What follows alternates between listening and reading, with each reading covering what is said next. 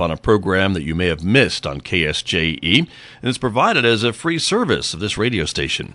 But, KSJE is now listener-supported, and so while you enjoy this podcast, we hope that you'll also take some time to join KSJE. Become a member today. It's quite easy to do. Just go to our website at ksje.com/support and pick the level of support that best matches your budget. Thanks again for listening. Here's your podcast. KSJE is supported by San Juan Regional Medical Center, your community hospital with a rich heritage that dates back to before New Mexico was a state. We've been improving the health of the Four Corners since 1910. As a nonprofit hospital, San Juan Regional Medical Center is a values-driven organization. We strive to deliver on our mission to personalize health care and create vitality and enthusiasm in healing.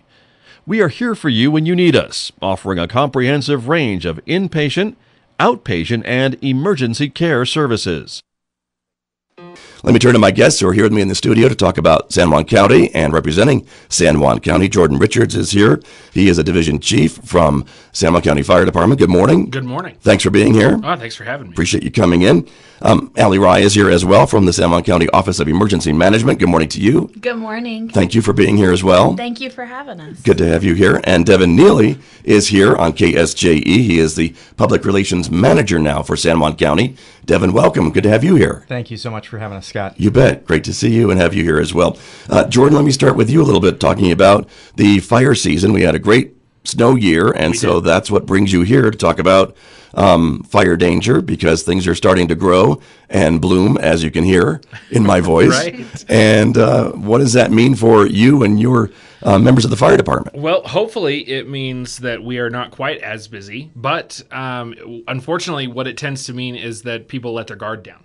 So we want to be really cautious with that and remind people that there still is fire danger, regardless of the amount of snowpack that we've had, the rainfall. All of this is great, but fire still burns, right? Yeah. And so while we may not be in as severe drought as we were last year, we definitely still have fire danger out there. And so we want to just remind people to be safe and smart.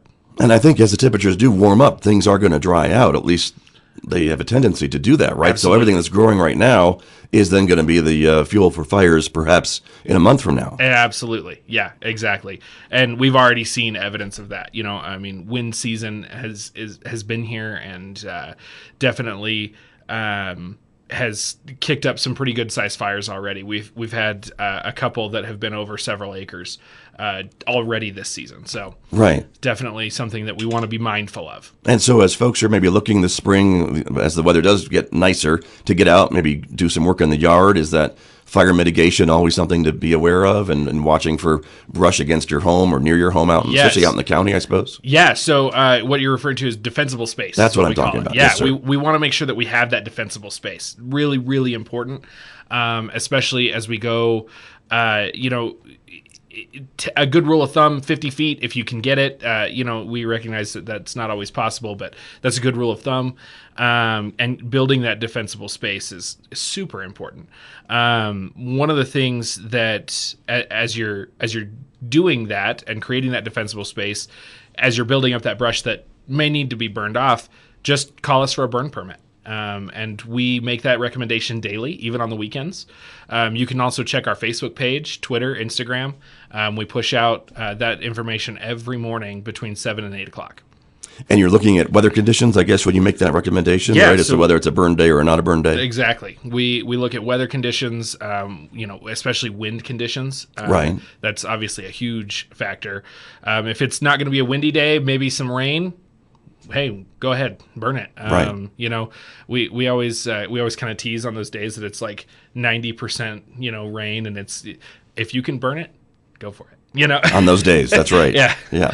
So, perfect. But a lot of folks do that, and that's smart. And that's great.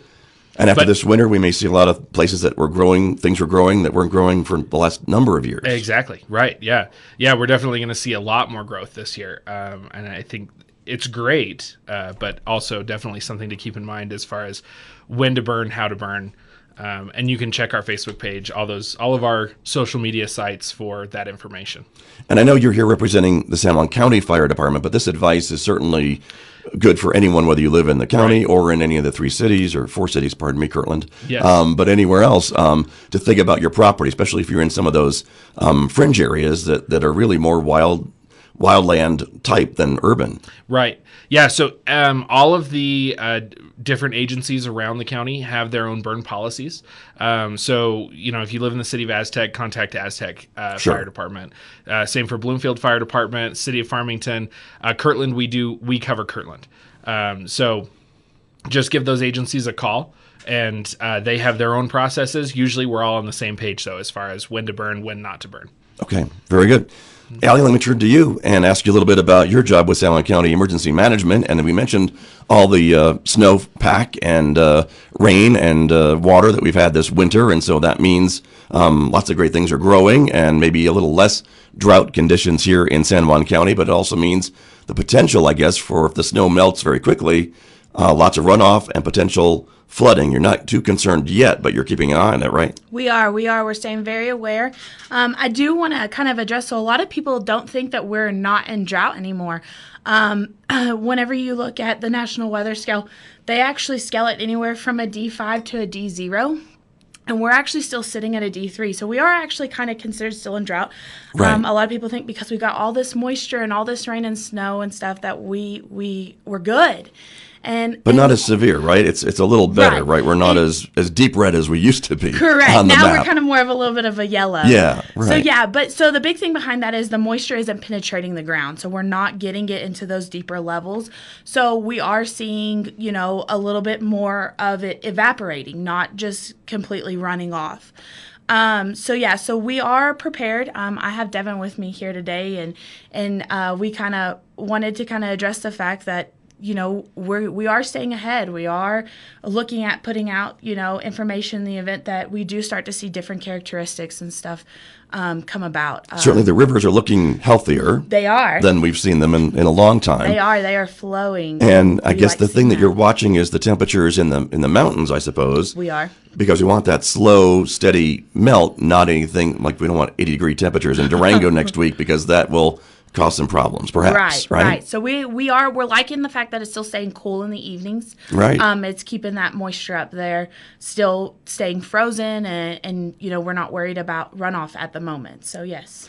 But if folks are concerned, if they have riverfront property or things like that, your Facebook page, I know, pushes out a lot of information as well to folks and maybe some other channels as well. We do, especially in conjunction with San Juan County, the official page. We put out a lot of information. We do want to let people know that we have gone out and purchased sandbags in the event that we, start to see some characteristics. We are fully prepared. We are watching and monitoring, and we're staying on top of it. We do not want to see any issues.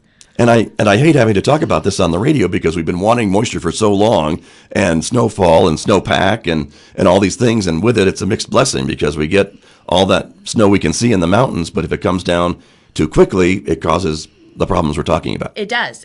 And the big thing that we would like to see is some of our lakes to get full from it. That would be nice to have a reservoir, because even though, like I said again, we're still in D3, so what happens if next winter we don't get as much snow, and then the following summer we're back into drought where we're having to do water restrictions again? So we'd really love to see a lot of this moisture still stay in some of our lakes. And that appears to be happening, right? I think I've seen some posts from Navajo Lake that they go up, I don't know how many feet in a day from some of the runoff that's coming into the lake. Yeah, exactly. Right now, Navajo is sitting at 56% full, so we'd love to see it. They've got a ways to go. They do. And drought they hit us really bad last year. Right. So that one, and Lemon Lake is at 18, so we're still seeing some really good improvements. Okay. And Lemon is the one near Durango. Yes. That is a lake up near Durango, and Vallecito I know is low as well. Yeah, so Vallecito's only at 32%. Okay. But is there some projections that these lakes could get close to 100% by the end of the spring season? We haven't fully seen any of those kind of projections yet, but we're expecting them to not get 100% full back to where they were, but to at least still fill up pretty well. Okay. That would be great. And I know everyone's watching Lake Nighthorse, which is the newest lake, and I don't think that dropped too much. I don't think we pulled much water out of there at all. No, I don't think so either. I think the last projections I looked at, it was still sitting at like 98% full. Right. So, which is great for us because it's a nice little reservoir in the event that something does happen down here and we do need some runoff. Exactly. There were concerns, I think, about some of the water quality in the Animas because of the burn scar from the fire last summer, and they weren't pumping water, I think, out of the river into the late night hours at this time. Maybe because of that. Correct. But it's still pretty full, as you mentioned. It is. So. It is. And snowpack these days, what are we looking at? It's still pretty healthy. It is. It is. So when we looked a couple of months ago, earlier in the season, we were sitting around 59% full. Right now, Mike and I pulled the projections earlier this week, and it was only sitting about 46. So we haven't lost too much. Which is great improvements from last year where we were sitting roughly around like anywhere between 50 and 60%. So those projections we've gone up quite a bit. Last spring was just sad. It was. It really was a little was. pitiful. I'm kind of Right. glad though because it was my first winter here and I was really afraid that I was going to cry from all the snow. Well, but this year, I guess, thanks for bringing the snow eventually, right? So keep it coming. This was an okay amount. I used my snow shovel more this winter than I think I have since I've moved here, probably 30 years ago. So, but I'm not complaining. We definitely need it. But thank you for being here this morning to share that information with us. And so if folks do have concerns, they can work with your office. I know we've talked a lot about floodplain mapping and things like that you do, that your office does, to let folks know if their property is in a floodplain or what have you, right? So we do have that option. Michelle Truby, she's our floodplain manager. She's great at what she does. She has the capabilities of looking at GIS maps and being able to see if your house falls into a floodplain. Another cool feature that we do have, it's sjcoem.com. If you go there and you click at the floodplain link up at the top, the bars, you can click and you can actually pull up the map yourself for free and see if you actually do fall in the floodplain or not, if you're unaware. And if you have any questions about that, you can give our office a call. We'll be happy to talk you through that and let you see, because I think that's kind of a cool feature that a lot of places don't have. Right. And we don't talk about it too much living in the desert, that we don't have a problem with flooding very often, but when we do, we do. Exactly. And that's why we have the maps and the information that's available. And when we talk about the potential for flooding, is there any area on the river or any rate that the water is flowing that causes you to pay special attention? A certain CFS? So we actually do. We monitor CFS weekly. Cubic feet per second, everybody, just in case you don't know. And our big one that we really do pay attention to is the Animas River, and we collect it at the gauge at Cedar Hill. And right now it's only sitting at like 6 feet. And so whenever we start seeing it kind of get into more of the double digits is whenever we start paying attention as to what's going on. So we are really sitting at a really good spot right now. The big thing behind that too is a lot of people don't realize that the San Juan River is controlled by the Bureau of Reclamation.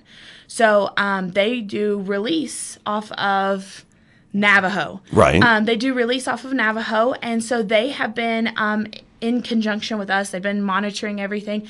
And whenever the Animas peaks in June is whenever Bureau of Reclamation is going to start making releases from from Navajo on San Juan River. Into the San Juan. Yes. Got you. But they can control that, which is what they've can. done in years of drought, and then years of maybe non-drought, they can kind of match what's happening naturally. Exactly, and that's their whole point, is to match what's happening naturally, so that way you don't have one river flowing at max speed and the other one just trickling.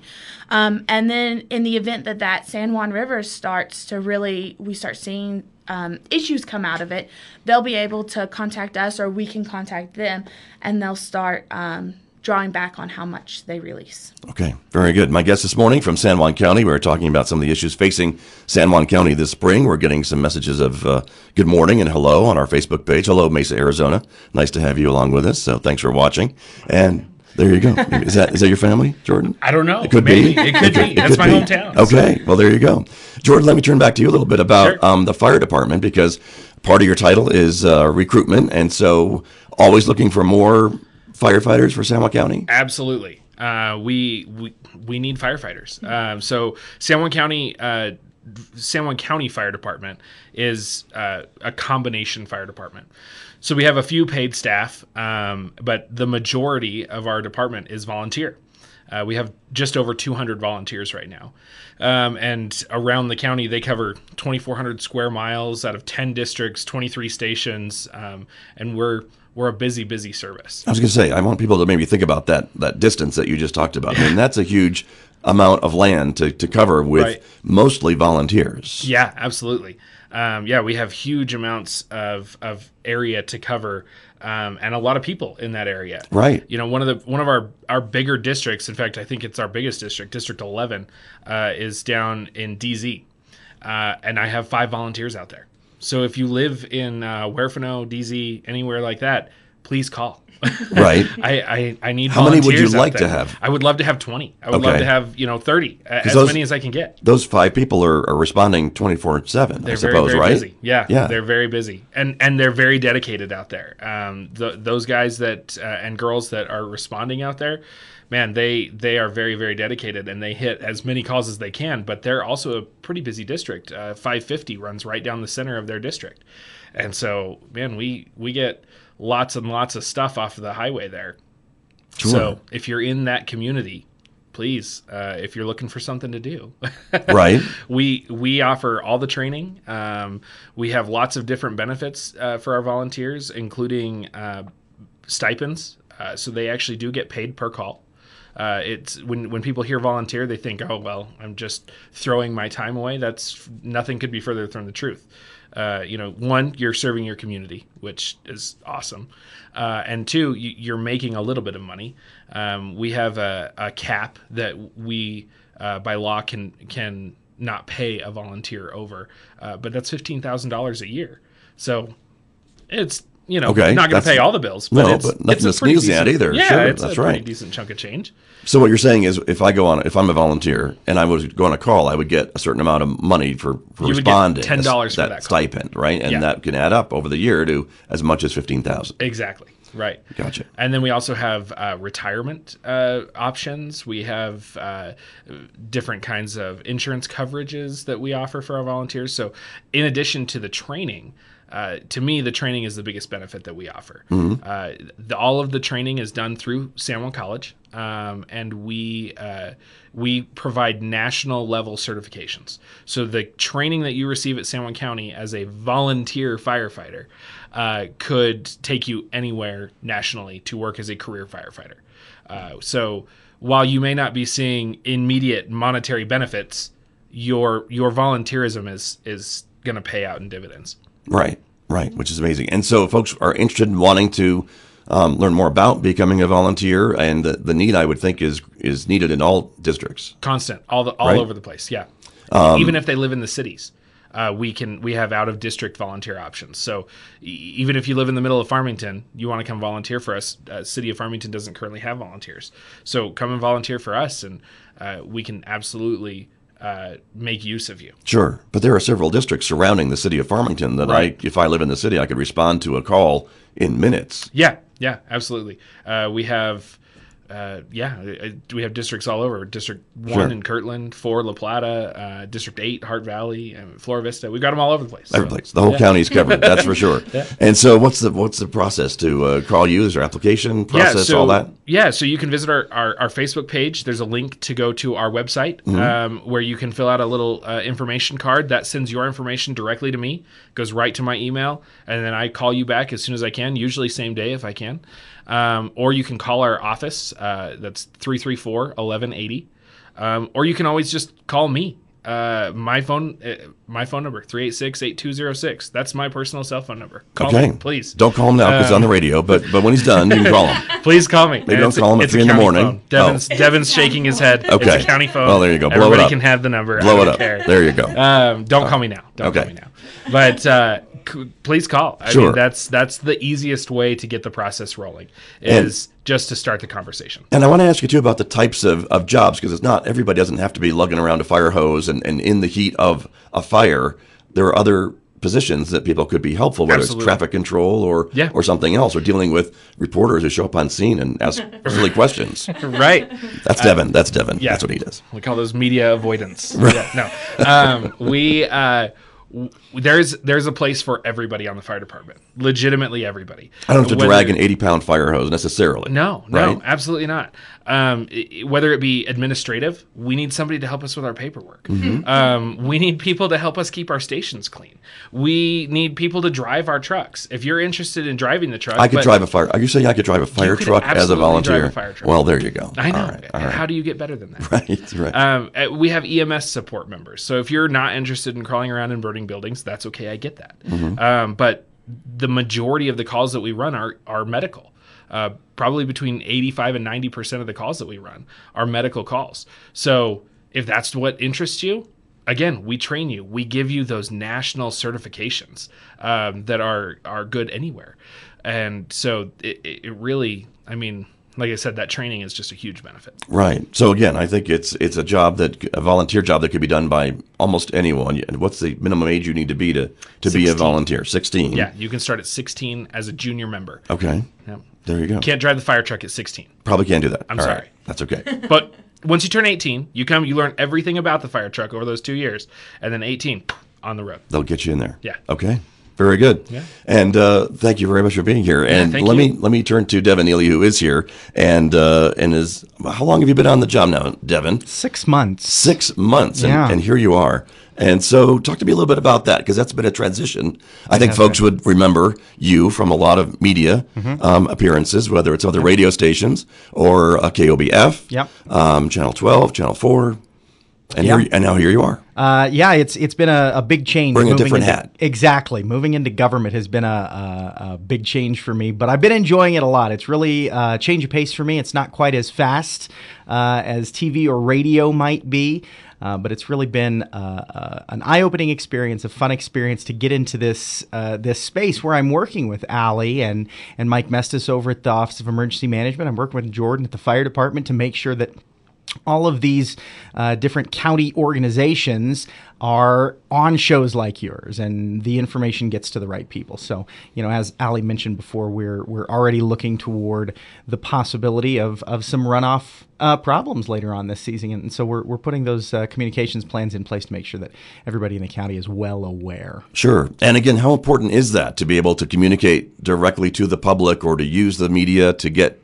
messages out to the public so people are aware of what's going on? I mean, we've seen a lot of issues with our rivers in the last few years when they turn orange and not, and things like that. I mean, and the public is really concerned about what that could happen, what that could mean to their property, their family, what have you. So that's got to be a big part of your job. And this interview is really taking a big change. The media landscape has changed immensely over the last 10 to 15 years. Yeah, no, absolutely. Yeah.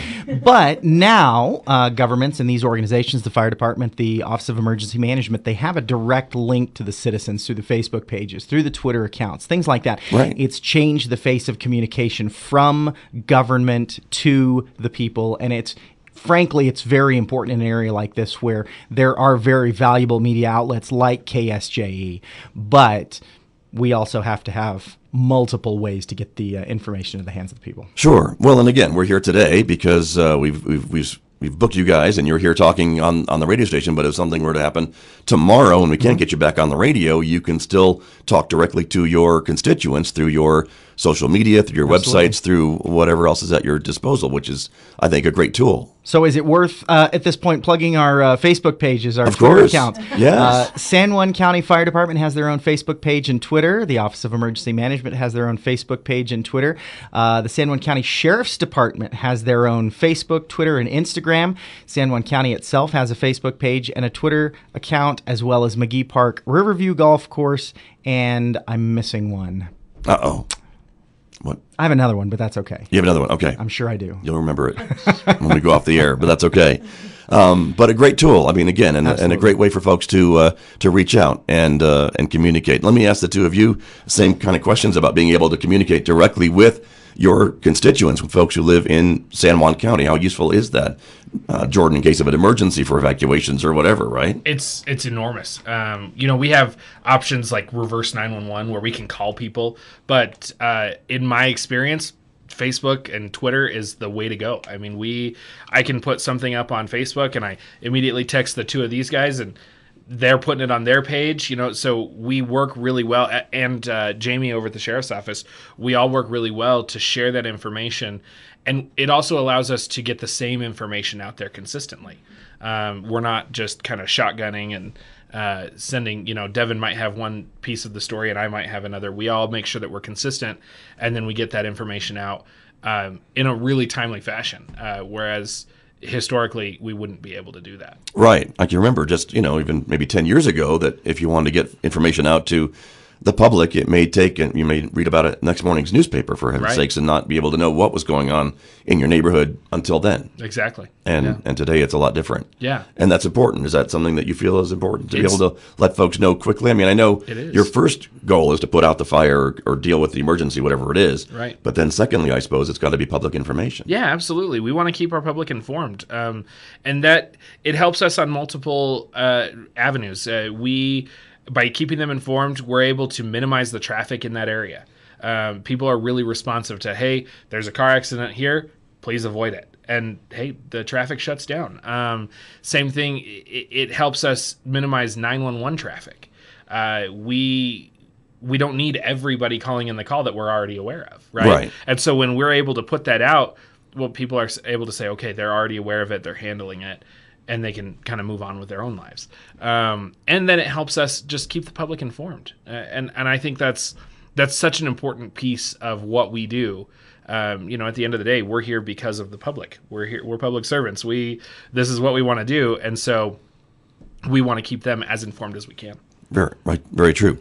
Allie, let me turn to you, then Devin, I'll come back to you in just a second. Same kind of question, though. Being able to communicate with your audience has got to be a great tool for you at the Office of Emergency Management. Yeah, so the best thing about what we do is we live in a world of instant gratification. I mean, we honestly do. So people are constantly wanting to know real time what's going on, what kind of updates we have. And I'll use the Aztec shooting, for instance. We were able to put out information quickly, like, please stay away from this area. This is what's currently going on. And it really kind of eases people's minds to know what's going on in that situation. To me, in my personal opinion, it kind of limits the questions, and it limits people kind of guessing as to what could happen, or kind of starting conversations and maybe not even getting the full information. So I think that the fact that we use social media, it really does help. And my boss, Mike, he is amazing about constantly wanting to keep everybody informed and answering any kind of questions we have that may arise on social media. So it's great, because if you want to know something immediately, just ask, and we'll be able to supply that information to you. That's true. You're talking about that. Mike Mestis, who is the Director of Emergency Management for San Juan County, and you're right. He does a great job of getting information out, and I think we all appreciate the work that, all of you do to inform the public. Devin Neeley, let me turn back to you a little bit about this issue of dealing with the public and getting information out quickly. As a reporter, former reporter, you couldn't get it fast enough if there was breaking news, right? Well, and like I mentioned just a little bit ago, the face of media in our world has changed so drastically, just in general. And here in Farmington, we've seen that evolve between the newspaper, and at one time we had two newspapers and things of that nature. And so now being able again to empower citizens at the county, everything we do is around building a stronger community, and when the community is informed, they're stronger. And I did want to Jordan's point over here, while the county is building a stronger community, the fire department's slogan is serving a stronger community. So okay, good to know. All of us working hand in hand to make sure that this community is safe, well taken care of, well informed, and all of those sorts of things. Very true. And I want to ask you a bit, too, about the source of information, because it gets one of my pet peeves is when well-meaning people are sharing things on social media, but maybe not from an official page, which is what all of you represent here in our studio this morning.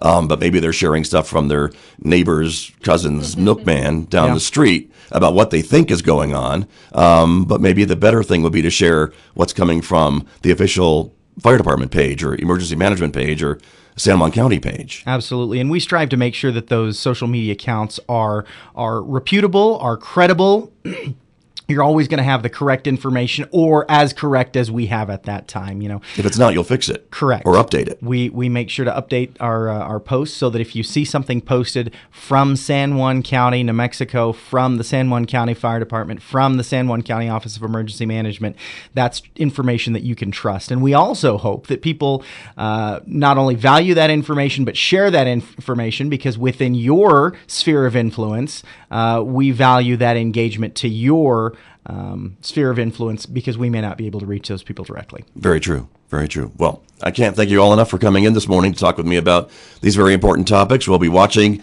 the weather as things do warm up eventually, and watch the snow melt, and hopefully it does it very slowly, and we'll still see snow in the mountains in July. That's always nice to see when we can, and watch the fires, because we know it's going to dry out, and it's hot in the summer, and that can be a problem sometimes if we're not careful.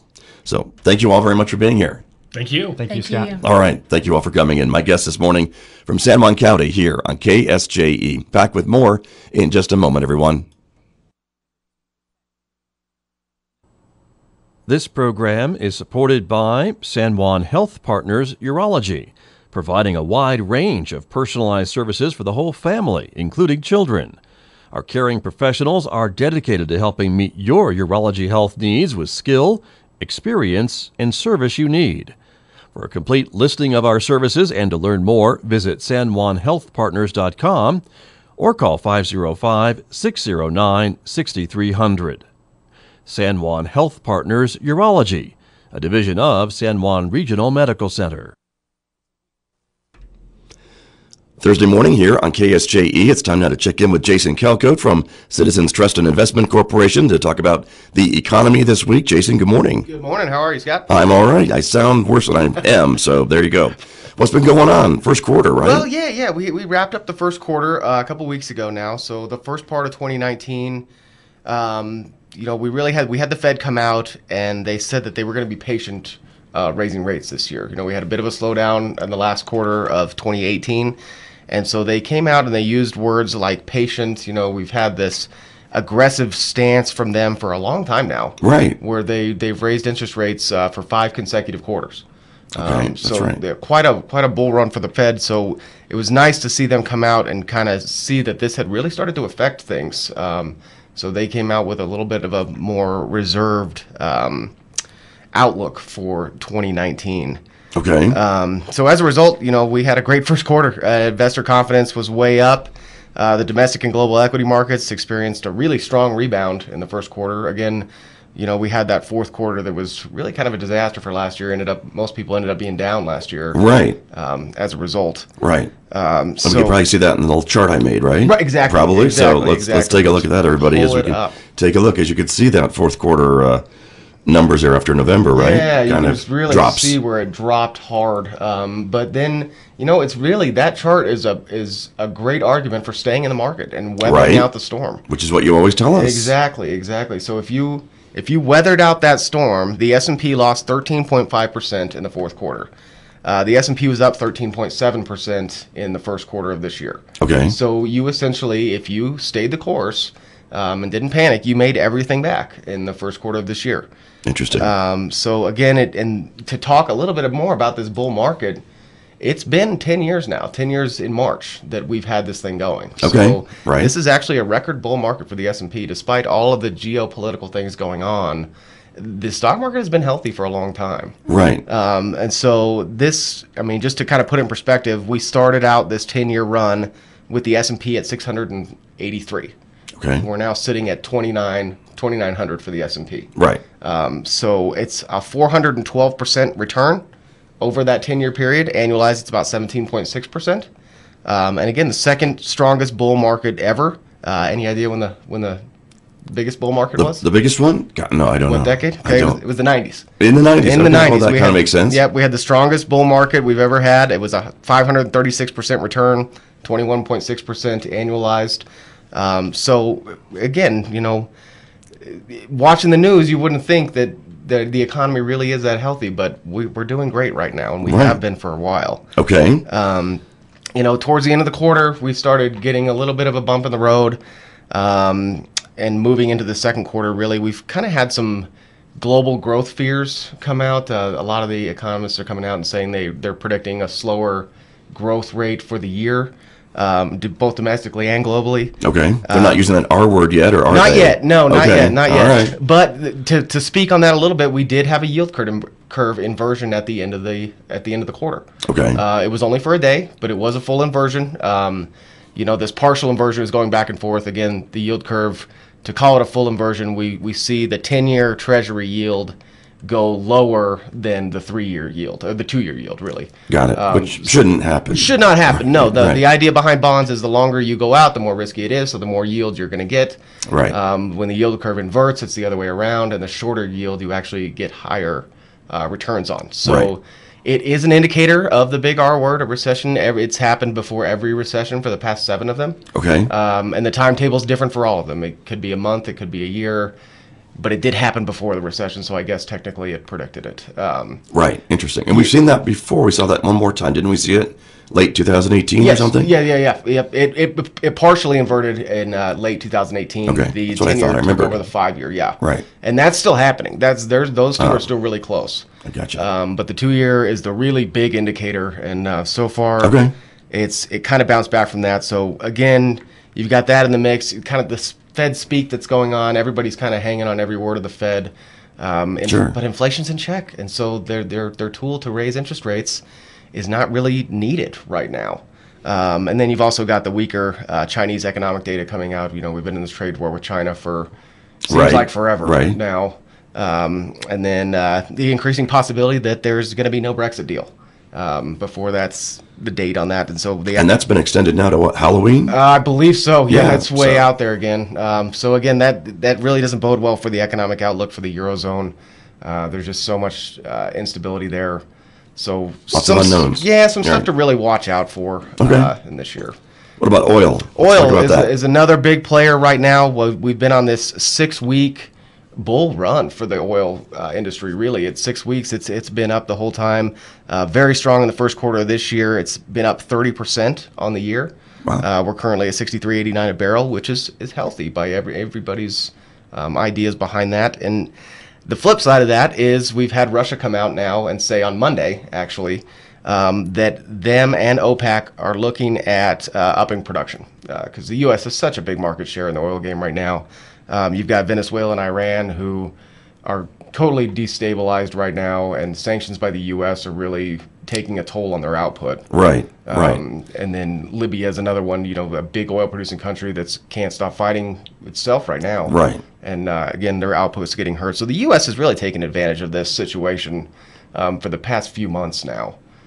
So I would look to see OPEC and Russia get back in the game and kind of drive those prices back down a little bit and take back some of the U.S. market share. Interesting. Okay. Natural gas still about the same? Oh, we're just kind of hanging around $2.50 for natural gas. We started about a month ago. We were closer to $3.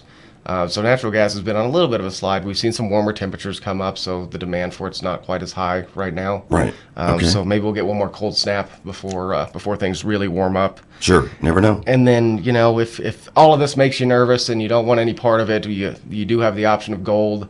Right. Again, gold, at the start of the week, it was at about $12.90 an ounce, and now we've slipped to $12.75. So it's kind of just treading water, too, but it is a place to be if the markets make you too nervous. Okay. And that's been the case for hundreds of years, right? Hundreds of The years, gold yep. price of gold. So It is stable. it is. All right. Very good. Jason, thanks so much. Yeah, thanks for having me. Appreciate it very much. That's Jason Calcote from Citizens Trust and Investment Corporation. He is here every Thursday on KSJE Farmington. Did you enjoy that podcast? We hope that you did. And if you did, share it with your friends. And if you really want to keep podcasts like this coming, please support KSJE. You can do it easily online at ksje.com.